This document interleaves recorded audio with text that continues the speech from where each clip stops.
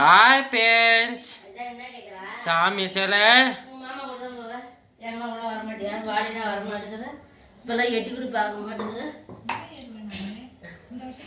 கல்யாணத்துக்கு வந்து போனேன் அப்படின்னு அது ஒரு நம்பிக்கை இருக்கு. இவ்வளோ இயற்கை சீற்றத்தெல்லாம் தாண்டியும் பரவாயில்ல அவர் மேல ஒரு அதனால 25 வருஷமா மலை ஏறிட்டாங்க.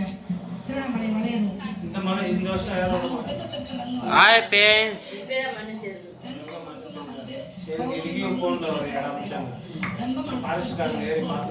போன வருஷத்தோட இந்த வருஷம் பாத்தீங்கன்னா இந்த இயற்கை சீற்றம் இன்னைக்கு மழை பெஞ்சிட்டு இருக்கு. எந்த அளவுக்கு மக்களோட வருகை எல்லாருடைய சிவனை போட்டு எந்நாட்டவருக்கு இறைவா போட்டு அண்ணாமலைங்கிறது எம்பெருமானை பார்க்கறத விட அந்த மலையாக நாங்கள் நினைச்சுக்கிட்டு இருக்கோம். அது எவ்வளவு சீக்கிரம் அண்ணாமலை ஈர்ப்பு வந்து எங்களை இழுத்துக்கிட்டு தான் இருக்கு. அது எவ்வளவு மழை உருண்டாலும் எவ்வளவு இது மழை பெஞ்சாலும் நாங்கள் வந்துக்கிட்டு தான் இருப்போம். நாங்கள் வந்து முதல்ல வந்து எவ்வளவோ கஷ்டப்பட்டு திருவண்ணாமலை கிரிவலம் சுற்றினோம். 75 மாதம் சுற்றிருக்கோம்.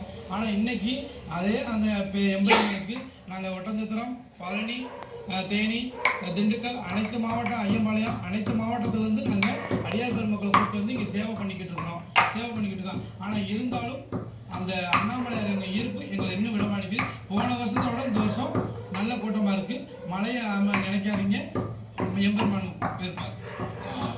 கடந்த ஆண்டை விட இந்த ஆண்டு இயற்கை சீற்றம், மழை உள்ளிட்ட காரணங்களால் பக்தர்களுடைய வருகை இன்று மாலை வரைக்கும் கடந்த ஆண்டை ஒப்பிடும்போது சற்று குறைவாக இருந்தாலும் கூட நாளை பக்தர்கள் அதிகரிக்கும் என்று எதிர்பார்க்கப்படுகிறது. இதனை ஒட்டிதான் ஒரு விரிவான ஏற்பாடுகளும் செய்யப்பட்டிருக்கின்றன. ஒரு 5000க்கும் மேற்பட்ட போலீசார் இந்த கோவில்